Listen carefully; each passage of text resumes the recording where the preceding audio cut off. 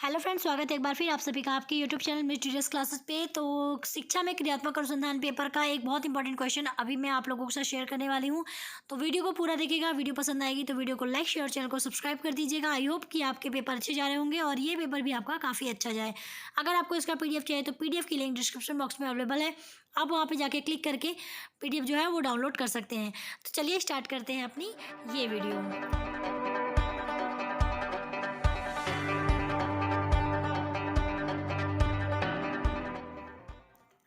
तो मैं पहले क्वेश्चन बता देती हूँ कि क्वेश्चन क्या है। तो यहाँ पे मैंने क्वेश्चन रखा है, क्रियात्मक अनुसंधान की योजना का प्रारूप समझाइए तथा किसी समस्या को लेकर इसका विस्तार पूर्वक वर्णन कीजिए। क्वेश्चन ये वैसे पूछता नहीं है, मेन क्वेश्चन जो है वो ये पूछता है कि विद्यालय की किसी समस्या के समाधान हेतु एक क्रियात्मक अनुसंधान की योजना का निर्माण कीजिए।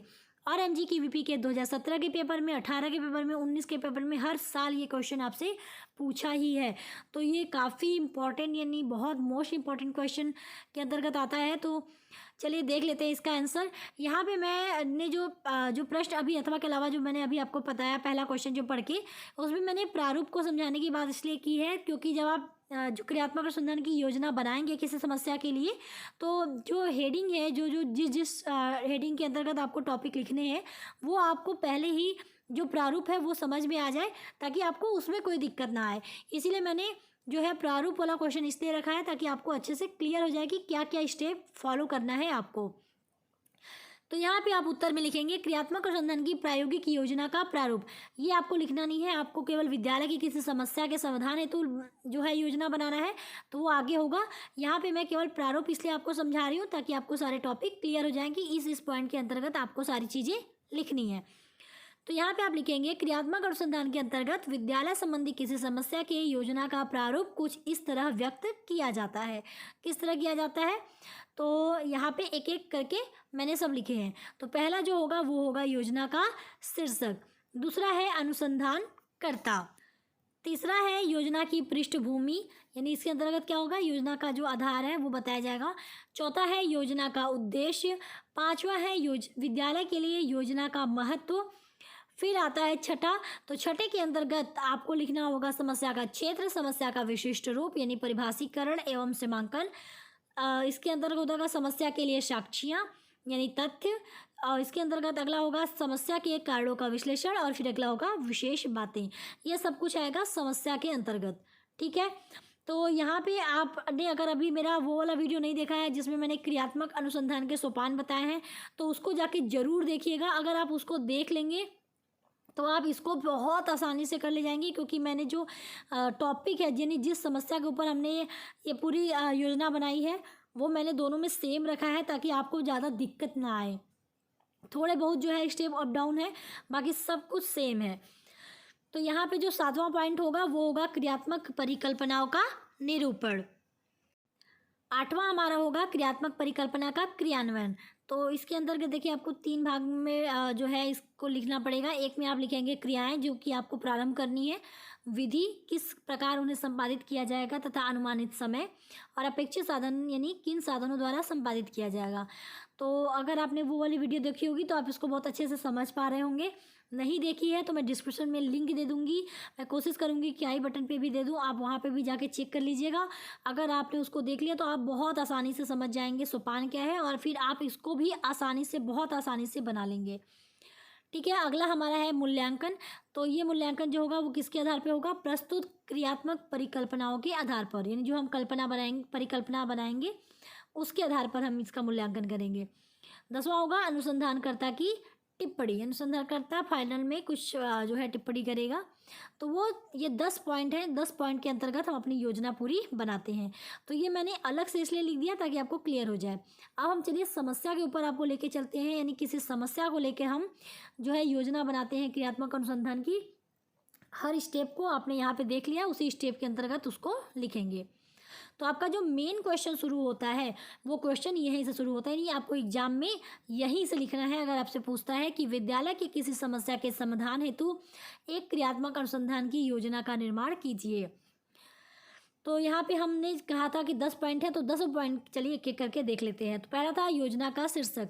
तो हमने एक योजना का शीर्षक चुन लिया कि छात्रों द्वारा विद्यालय के पुस्तकालय का संतोषजनक उपयोग न करने की प्रवृत्ति को कम करना। यानी क्या है कि विद्यालय में जो बच्चे हैं वो पुस्तकालय का सही तरीके से उपयोग नहीं कर रहे या संतोषजनक तरीके से उपयोग नहीं कर रहे हैं।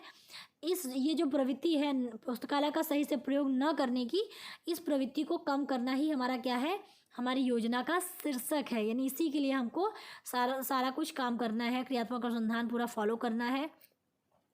तो ये हमारा शीर्षक हो गया। अब हम ये जानेंगे कि जो अनुसंधान करने वाला है वो कौन है। तो अगला होगा अनुसंधानकर्ता। तो हमने यहाँ पे लिख दिया भाषा, चाहे वो हिंदी हो, इंग्लिश हो, जो भाषा होती है वो, और सामाजिक अध्ययन विषयों को पढ़ाने वाले वरिष्ठ अध्यापक एक टीम के रूप में। यानी एक अकेला अध्यापक नहीं कर रहा, एक टीम के रूप में ये लोग मिलके काम कर रहे हैं। तो अनुसंधानकर्ता कौन कौन हो जाएगा, भाषा से संबंधित जो विशिष्ट अध्यापक हैं वो, और सामाजिक अध्ययन विषय से संबंधित जो अध्यापक हैं वो, ये लोग मिलके टीम के रूप में अनुसंधानकर्ता का काम करेंगे।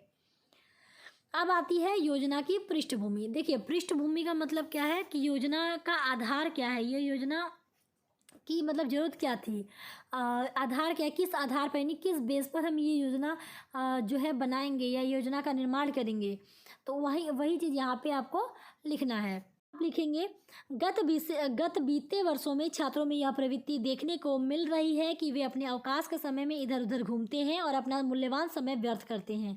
विद्यालय के अंतर्गत पुस्तकालय का प्रयोग करने वाले छात्रों की संख्या दिन प्रतिदिन कम होती जा रही है। विद्यालय के छात्र पुस्तकालय का प्रयोग संतोषजनक ढंग से किस प्रकार करें, यह एक विचारणीय विषय है। यानी आधार क्या है अब योजना बनाने का, कि हमने ये देखा कि इधर बीच कुछ वर्षों में ये हम देख रहे हैं कि अगर बच्चे जो है अगर वो खाली हैं या क्लास नहीं चल रही है, तो या फिर सर नहीं आया तो क्लास खाली है, तो ऐसा क्या होता है कि बच्चे जो है अपने फालतू समय का जो है जो समय होता है मूल्यवान समय उनको वो व्यर्थ कर देते हैं, बिना किसी उचित उपयोग के उसको नष्ट कर देते हैं, इधर उधर घूमते हैं, बातें करते हैं, ठीक है, ये सारा कुछ करते हैं। और जो हम अगर पुस्तकालय के रिस्पेक्ट में देखें तो पुस्तकालय का जो प्रयोग है वो हम देखें तो दिन प्रतिदिन उसकी संख्या जो है कम हो जा रही है, कि नहीं लोग कम जा रहे हैं पुस्तकालय में शिक्षा लेने। तो विद्यालय में जो पुस्तकालय का प्रयोग है वो सही ढंग से काम करे, इसके लिए हमें एक जो है विचार प्रकट करना होगा, यानी उसके ऊपर विचार करना होगा। तो इसीलिए यहाँ पे कहा गया है कि यह एक क्या है, विचारणीय विषय है। यानी ये सब कुछ देखने, यानी यही सब आधार है जो हमें योजना बनाने के लिए जो है तैयार करती है कि हमें इसके लिए योजना बनानी चाहिए। तो हमने बता दिया कि पृष्ठभूमि क्या होगी। अब हम बात करेंगे योजना का उद्देश्य, यानी उद्देश्य क्या है जो हम योजना बना रहे हैं, यानी जो हमने योजना बनाई ये उस योजना का उद्देश्य क्या है। तो हमने पुस्तकालय वाली बात कही थी, तो हम योजना के उद्देश्य में यही लिखेंगे। पहला लिखेंगे छात्रों में पुस्तकालय का उचित उपयोग करने की प्रवृत्ति उत्पन्न करना। यानी हम जो योजना बना रहे हैं, हम उस योजना का उद्देश्य हम ये चाहते हैं कि हम इस योजना के फलस्वरूप ये करें कि बच्चे जो है वो पुस्तकालय में जाके उसका पुस्तकालय का उचित उपयोग कर सकें। दूसरा है पुस्तकालय को आकर्षक बनाना। इस योजना से क्या होगा, पुस्तकालय अगर अट्रैक्टिव नहीं है, क्योंकि देखिए फ़र्क तो पड़ता है लुक का, जगह का, कि अगर अच्छी जगह है तो थोड़ा मन भी अच्छा लगता है। तो ये भी एक पॉइंट काफ़ी इम्पोर्टेंट है, तो आप इसको भी लिख सकते हैं। अगला हमारा है पुस्तकालय को एक महत्वपूर्ण शैक्षिक उपकेंद्र बनाना। जैसे विद्यालय हमारा क्या है, शिक्षा का एक केंद्र है, तो विद्यालय के अंतर्गत जो पुस्तकालय है वो एक महत्वपूर्ण शैक्षिक उपकेंद्र है। तो वही चीज़ है कि एक महत्वपूर्ण शैक्षिक उपकेंद्र बनाना भी पुस्तकालय को हमारा इस योजना का उद्देश्य होगा। अब बारी आती है विद्यालय के लिए योजना का महत्व, यानी विद्यालय के लिए जो हम योजना बना रहे हैं उसका महत्व क्या है। तो इसमें लिखेंगे कि क्योंकि हम पुस्तकालय से रिलेटेड टॉपिक की बात कर रहे हैं, तो पुस्तकालय में बच्चे सही से मतलब जाके अध्ययन लें, इंटरेस्ट लें पुस्तकालय में जाके पढ़ने के लिए, तो इसके लिए हम योजना बनाते हैं। तो उस योजना का महत्व है क्या, तो लिखेंगे कि पुस्तकालय किसी भी विद्यालय के आभूषण होते हैं। यही वे स्थल है जहाँ पर ज्ञान का अखंड कोश सतत विद्यमान रहता है। यदि विद्यालय वास्तविक रूप से शिक्षा देना चाहता है तो उसे अपने पुस्तकालय के प्रयोग को प्रोत्साहित करना नितांत आवश्यक है। इसके बिना विद्यालय में समुचित वातावरण का समावेश होना दुर्लभ है। यानी जो हम यहाँ पे पुस्तकालय की बात करें तो पुस्तकालय को ये चीज़ कहा गया है कि विद्यालय का एक तरह का आभूषण होता है पुस्तकालय, क्योंकि आप सभी को पता है पुस्तकालय में बहुत अलग अलग तरीके के किताबें, पत्र पत्रिकाएँ, बहुत सारी शिक्षण सामग्रियाँ हमारे पुस्तकालय में होती है, जिसका कि हम प्रयोग करके नई नई चीज़ें हमेशा सीखते रहते हैं। तो हमारा एक सतत जो है ज्ञान बढ़ता रहता है, एक अखंड कोश होता है ज्ञान का जो हमारा पुस्तकालय है। तो यही चीज़ वहाँ पे बताया गया है कि अगर हमको अपने विद्यालय में अच्छा वातावरण जो है स्थापित करना है, बच्चों को शिक्षा के मायने बहुत अच्छे से समझाने हैं, या फिर शिक्षा बहुत वास्तविक रूप में बच्चों को हम चाहते हैं कि बच्चे जो है शिक्षा बहुत डिटेल में लें, तो इसके लिए है कि पुस्तकालय का जो है प्रयोग उसके लिए लोगों को, यानी बच्चों को जो है प्रोत्साहित किया जाए। तो इसलिए हम ये योजना जो है वो बना रहे हैं। तो ये ओवरऑल क्या हो गया, महत्व हो गया, यानी कहीं ना कहीं बस पुस्तकालय को विद्यालय के साथ जोड़े रखना, पुस्तकालय के प्रयोग को प्रोत्साहित करना, ताकि बच्चे जो है पुस्तकालय का उपयोग कर सकें, नई नई ज्ञान को सीख सकें। तो ये सारी जो चीज़ें हैं, इसके लिए हमको जो है योजना बनानी है। तो ये हमने योजना के महत्व में लिख दिया। अब बारी आती है छठा। तो यहाँ से जो आप देखेंगे, ये आपका जो आता है क्रियात्मक अनुसंधान के सोपान, वही सारा टॉपिक है। तो अगर आपने वीडियो नहीं देखी, मैं फिर से कहती हूँ, आप जाके वीडियो देखिए, आप वहाँ पे एक बार समझ लेंगी तो आपको यहाँ पर भी अच्छे से समझ में आ जाएगा। सेम वही चीज़ है, कोई अंतर नहीं है। थोड़ा बहुत अगर होगा तो मैं एक्सप्लेन कर दूँगी। तो यहाँ पे है पहला, इसके अंतर्गत एक ही समस्या के क्षेत्र, वहाँ चयन था, यहाँ क्षेत्र है कि जो हमारी समस्या है उसका क्षेत्र क्या है।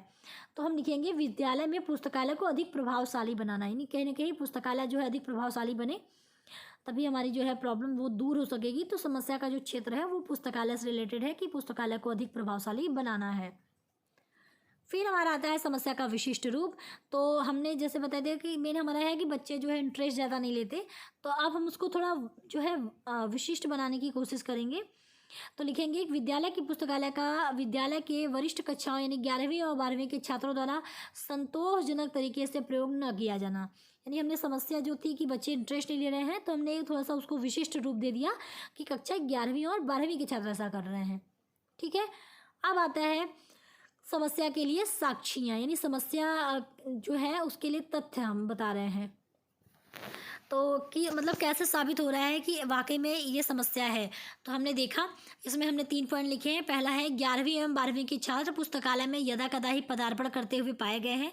यानी हमने ये देखा कि जो कक्षा 11 और 12 के बच्चे हैं वो बहुत कम ही जाते हैं, कभी कभी ही वो पुस्तकालय में नज़र आते हैं।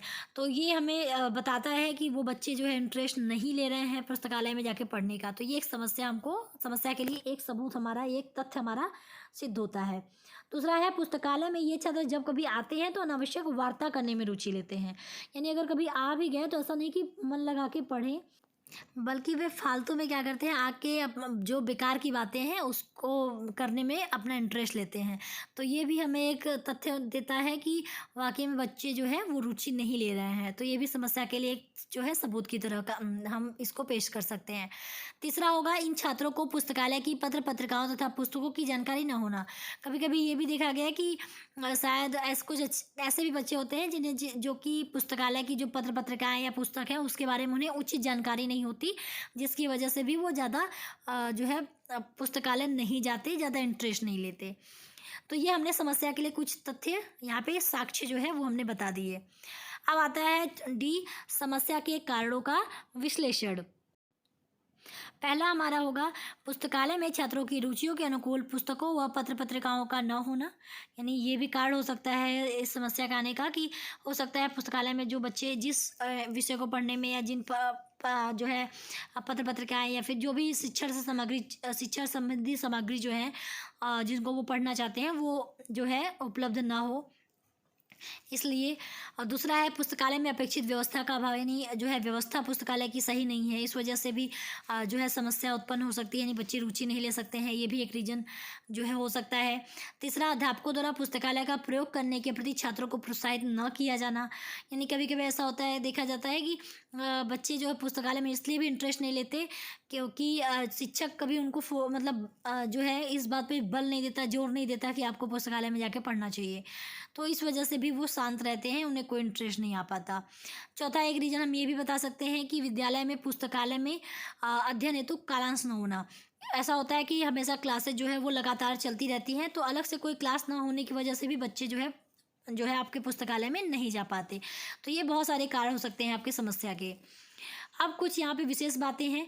तो देखिए, अगर आपने वो वाली वीडियो देखी होगी जिसमें मैंने सोपान बताया है, तो उसमें मैंने ये बताया है कि जो कारण है वो सही होने चाहिए, वास्तविक होने चाहिए, काल्पनिक नहीं होने चाहिए। इसके लिए कुछ जो है सबूत यानी साक्ष्य जुटाए जाते हैं। तो विशेष बातों में हम यहाँ लिखेंगे कि अनुसंधानकर्ता इन कारणों की वास्तविकता का पता उपयुक्त साक्ष्य या तथ्य जुटाकर करेंगे। यानी ये जो कारण है उसके लिए वो कुछ तथ्य जुटाएंगे, साक्ष्य जुटाएंगे, तभी ये चीज़ बताएंगे। दूसरा है क्रियात्मक परिकल्पनाएं इन्हीं के आधार पर निर्मित की जाती हैं। यानी जब तक कार्य स्पष्ट नहीं होंगे तब तक हम कल्पना नहीं कर सकते, क्योंकि परिकल्पना तभी बताई जा सकती है जब हमको कारण पता हो जाएगा। तो वही चीज़ यहाँ पे है कि जो क्रियात्मक परिकल्पनाएं हैं इन्हीं के आधार पर निर्मित की गई हैं। तो ये हमारी विशेष बातों के अंतर्गत हो जाएगा। अब चलिए अब आगे बढ़ते हैं। सातवां हमारा होगा क्रियात्मक परिकल्पनाओं का निरूपण यानी निर्माण करना। तो इसमें देखिए हमने जो है कुछ परिकल्पनाओं को इस तरह निर्माण कर सकते हैं। ये सब कुछ, ये सारा यहाँ से जो भी टॉपिक आप देख रहे हैं वो सब कुछ आपको उसी वीडियो में मिल जाएगा, जिसकी लिंक मैंने दी है, क्रियात्मक अनुसंधान के सोपान। तो यहाँ पे लिखेंगे पहला पुस्तकालय में उचित अध्ययन सामग्री की व्यवस्था करवाकर छात्रों में पुस्तकालय में अध्ययन की रुचि विकसित की जा सकती है। दूसरा, विद्यालय में पुस्तकालय की उचित व्यवस्था करवाकर छात्रों में पुस्तकालय में अध्ययन की रुचि विकसित की जा सकती है। तीसरा, शिक्षक द्वारा छात्रों को पुस्तकालय में अध्ययन हेतु बल देने पर छात्र पुस्तकालय में अध्ययन करने लगेंगे। चौथा, पुस्तकालय में अध्ययन हेतु विद्यालय में कालांश लगाकर भी छात्रों में पुस्तकालय में अध्ययन हेतु रुचि विकसित की जा सकती है। यानी अगर हम अध्ययन सामग्री सही से करवा दें, जो मतलब बच्चों के अकॉर्डिंग, तब जाके बच्चे इंटरेस्ट लेना शुरू करेंगे पुस्तकालय में जाके पढ़ने का। और अगर पुस्तकालय सही नहीं है यानी उसकी व्यवस्था सही नहीं है तो उसकी व्यवस्था सही कर देंगे, तब भी शायद जो है बच्चा जाके पुस्तकालय में पढ़ने में रुचि ले पाएगा। इसके अलावा देखिए, आप अगर शिक्षक जो है अगर बच्चों को बोले कि नहीं आपको जाके पढ़ना चाहिए, या फिर इम्पोर्टेंस बताए बच्चों को पुस्तकालय की, उनके अंदर इंटरेस्ट जगाए पुस्तकालय में जाके पढ़ने की, तो एक ये भी हो सकता है। यानी कल्पना हम कर रहे हैं कि ये करेंगे तो जो है बच्चा इंटरेस्ट लेगा। एक ये हो सकता है कि पुस्तकालय में जाके पढ़ने के लिए जो है कालांश एक लगा दिया जाए कि इस क्लास में यानी इस पीरियड में, जैसे होता नहीं 5th पीरियड है कि 6th पीरियड है आपका, फर्स्ट है कि सेकेंड है, तो उसी तरह एक कालांश यानी एक पीरियड सेलेक्ट कर लिया जाए कि इस क्लास में मतलब इस कालांश में आप जाके पुस्तकालय में पढ़िए। तो ये सारी अगर हम जो चीज़ें ये सारा कुछ अगर हम करते हैं तो हो सकता है कि हमारी जो समस्या थी कि बच्चे रुचि नहीं ले रहे हैं 11वीं 12वीं के, तो वो रुचि लेने लगेंगे। तो हमने एक परिकल्पना जो है वो यहाँ पे निर्माण कर दी कि ये करने पर हमको वाकई में रिजल्ट अच्छा मिल जाएगा। तो अब परिकल्पना देखिए निर्माण हो गया, तो अब हम क्या करेंगे, उसको अप्लाई करेंगे यानी क्रियान्वयन करेंगे। तो हेडिंग लिखेंगे 8वां, क्रियात्मक परिकल्पना का क्रियान्वयन। तो इसको 3 भाग में डिवाइड किए हैं हमने। क्रियाएं जो प्रारंभ करनी है, विधि और अपेक्षित साधन। तो जो आपकी कल्पना है बस उसी को यहाँ पे अप्लाई करना है। तो लिखेंगे शिक्षक विद्यार्थियों के अनुरूप पुस्तकालय में आवश्यक अध्ययन सामग्री जैसे पुस्तकें, पत्र पत्रिकाएं इत्यादि की व्यवस्था करवाएगा। ठीक है, वहाँ पे ताकि हमको करना चाहिए तभी रुचि लेगा, तो यहाँ पे अब करवा रहा है यानी अप्लाई करेगा। विधि में सहयोगियों की विचार विमर्श करके तथा प्रश्नावली देकर छात्रों की रुचियों का पता लगाना। यानी ये जो वो करवाएगा वो मतलब किस विधि का, तो पहले तो वो अपने जो सहयोगी हैं उनसे वो विचार विमर्श करेगा कि क्या किया जाए, कैसे किया जाए, कौन कौन सी पुस्तकें या पत्र पत्रिकाएँ रखनी चाहिए, सब कुछ डिस्कशन करके वो एक निर्णय लेगा या उसकी व्यवस्था करवाएगा। और इसके अलावा वो बच्चों की रुचियों को जानने के लिए प्रश्नावली का उपयोग भी कर सकता है, ताकि उसे ये पता चल सके कि बच्चा क्या पढ़ना चाहता है, यानी किस सब्जेक्ट में या किस राइटर की पढ़ना चाहता है, कौन कौन सी पत्र पत्रिकाएँ पढ़ना चाहता है, तो वहाँ से एक आइडिया ले सकता है। समय लग जाता है टोटल कम से कम इसमें 1 सप्ताह का। और साधन में एक सूची, जिसे रुचि विषयक प्रश्नावली सूची भी हम कह सकते हैं, यानी उसमें सब कुछ नोट कर ले, उस सूची की मदद से वो सब कुछ अपना क्रिया जो है वो अप्लाई करे। दूसरा हो जाएगा शिक्षक विद्यालय में उचित पुस्तकालय कक्ष की व्यवस्था करवाएगा। तो यानी पुस्तकालय अगर सही से हो जाएगा तो हमने कहा था कि वो रुचि लेने लगेगा, तो अब शिक्षक यहाँ पे क्या कर रहा है, उस चीज़ को अप्लाई कर रहा है, यानी वो उचित पुस्तकालय कक्ष की व्यवस्था करवाएगा। और इसमें जो विधि है, शिक्षक अधिगम क्रियाकलापों की विवेचना करके, यानी शिक्षक जो है जो भी अधिगम से रिलेटेड क्रियाकलाप है उसको वो बताएगा, वर्णन करेगा, उसके आधार पर जो है क्रिया करेगा। और सूची यहाँ पे अपेक्षित साधन के रूप में हो जाएगा, एक सूची तैयार कर लेगा कि ये वजह है जिसके लिए हमें पुस्तकालय कक्ष की जरूरत पड़ेगी, तो ये एक सूची वो तैयार करेगा जिसके आधार पे वो क्रिया करेगा। इसमें भी कम से कम 1 सप्ताह का समय लग जाता है। अब तीसरा हमारा देख लेते हैं, तीसरे में लिखेंगे शिक्षक छात्रों को पुस्तकालय के बारे में जानकारी देगा तथा उसका महत्व बताएगा, यानी पुस्तकालय में क्यों जाना चाहिए, उसकी इम्पोर्टेंस, पुस्तकालय के बारे में जानकारी सब कुछ देगा, तभी जो है बच्चे रुचि लेंगे। तो यहाँ पे वो अप्लाई कर रहा है उसी चीज़ को। तो इसमें जो विधि होगी कि अध्यापक अपने सहयोगियों से विचार विमर्श से यह करेगा, यानी जो उसकी टीम है, जो अनुसंधानकर्ता की टीम है, उनसे वो विचार विमर्श करके ये चीज़ करेगा। इसमें समय 1 दिन का लगेगा। उसमें जो अधिगम सामग्री है, मतलब जो सामग्री है वो पाठ्य पुस्तक है। और चौथा हमारा है शिक्षक विद्यालयों में पुस्तकालय हेतु कालांश लगवाएगा तथा सभी छात्रों को पुस्तकालय में अध्ययन हेतु भेजा जाएगा, यानी एक कालांश फिक्स कर दिया जाएगा। और इसमें जो देखिए विधि में सहयोगी से विचार विमर्श करके, यानी सब लोग आपस में विचार विमर्श करके बता दें कि मैं इस क्लास, मेरा ये कालांश खाली होगा, मैं इस कालांश में जो है बच्चों को पुस्तकालय जाने के लिए कह दूंगा, आप सेकंड में कह दीजिए, कोई थर्ड में कह दे, मतलब एक डिस्कस कर ले कब भेजना है। तो ये आपस में विचार विमर्श करके ही हो पाएगा। तो इस तरह करके एक कालांश जो है लगवा देनी चाहिए, मतलब लगवा दिया जाएगा शिक्षक द्वारा, और उस कालांश में बच्चों को जो है पुस्तकालय में भेजा जाएगा। और इसमें जो सामग्री है वो समय सारणी होगी, क्योंकि समय सारणी का इसमें मैंने कहा कि सब लोग अपने आपस में विचार विमर्श करके बांटेंगे शेड्यूल की कब कालांश, जब कब जो है किस कालांश में बच्चों को पुस्तकालय भेजा जाएगा। तो इसीलिए समय सारणी काफ़ी इंपॉर्टेंट होगा। तो इस तरह से आप जो है क्रियान्वयन कर सकते हैं अपनी क्रियात्मक परिकल्पना का। तो आई थिंक यहाँ तक सब कुछ आपको समझ में आ गया होगा। चलिए अब आगे बढ़ते हैं। अब आपका होगा मूल्यांकन, जो कि क्रियात्मक परिकल्पना के आधार पे होगा, यानी जो हमने परिकल्पना बनाई उसके लिए हम मूल्यांकन करते हैं। तो इसमें लिखेंगे कि प्रस्तुत क्रियात्मक परिकल्पनाओं से प्राप्त परिणामों के आधार पर परिकल्पना का मूल्यांकन किया जाएगा। परिकल्पना में वर्णित सुझावों से विद्यार्थियों की पुस्तकालय में अध्ययन करने की प्रवृत्ति में विकास को देखकर परिकल्पना की स्वीकृति तथा अस्वीकृति के संबंध में निर्णय लिया जाएगा। यानी पहले तो जो हमने परिकल्पना बनाई, क्रियात्मक परिकल्पना, उसके क्या परिणाम है, इसके आधार पर हम जो है मूल्यांकन करते हैं। यानी इसमें क्या है कि जैसे हम पुस्तकालय की बात कर रहे हैं, तो परिकल्पना में जो सुझाव बताए गए हैं, उन सुझावों से विद्यार्थी की पुस्तकालय में अध्ययन करने की प्रवृत्ति में क्या चेंज हुआ, क्या विकास हुआ, ये सब जो है देख के हम जो है डिसाइड कर सकते हैं कि जो परिकल्पना है उसको स्वीकार किया जाएगा कि अस्वीकार किया जाएगा। यानी इनके बारे में जो है स्वीकृति और अस्वीकृति के बारे में निर्णय लिया जाएगा उस परिकल्पना के परिप्रेक्ष्य में, कि वो परिकल्पना सही है कि नहीं, कहाँ तक सिद्ध हुई है, कहाँ तक सही साबित हुई है, ये सब कुछ इसमें निर्णय लिया जाएगा। लास्ट में होगा अनुसंधानकर्ता की टिप्पणी, 10वां पॉइंट। तो पुस्तकालय का प्रयोग करते समय छात्रों की क्रियाओं का विवरण प्रस्तुत किया जाएगा। यानी अब क्या है कि जैसे सब कुछ हमने कर लिया, समाधान बता दिए, क्रियात्मक परिकल्पना का जो है क्रियान्वयन कर दिया, सब कुछ कर दिया, निर्णय भी ले लिया। तो अब ये है कि जैसे अब क्योंकि सुधार हो गया, तो अब हम जो पुस्तकालय में बच्चे आएंगे, तो पुस्तकालय का अगर प्रयोग करते हैं तो छात्रों की जो क्रियाएं हैं उनका हम जो है विवरण प्रस्तुत करें, मतलब उनके कार्यों का जो है कहीं ना कहीं इसके अंतर्गत विवरण प्रस्तुत किया जाएगा कि कुछ सुधार हुआ है कि नहीं, कितना सुधार हुआ है, मतलब सब कुछ उसके बारे में एक टिप्पणी की जाएगी।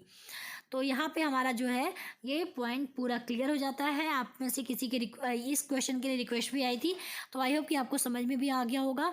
बहुत इजी क्वेश्चन है और बहुत ज़्यादा इंपॉर्टेंट है, एग्जाम में आना ही आना है। तो वीडियो को आप लोग देखिए, समझिए और बताइए, कमेंट करके भी बताइए कि वीडियो कैसी लगी। अगर पसंद आए तो वीडियो को लाइक, शेयर, चैनल को सब्सक्राइब कर दीजिए अगर नहीं किया है अभी तक तो चलिए मिलती हूँ नेक्स्ट वीडियो में, तब तक के लिए टेक केयर, बाय बाय, जय हिंद।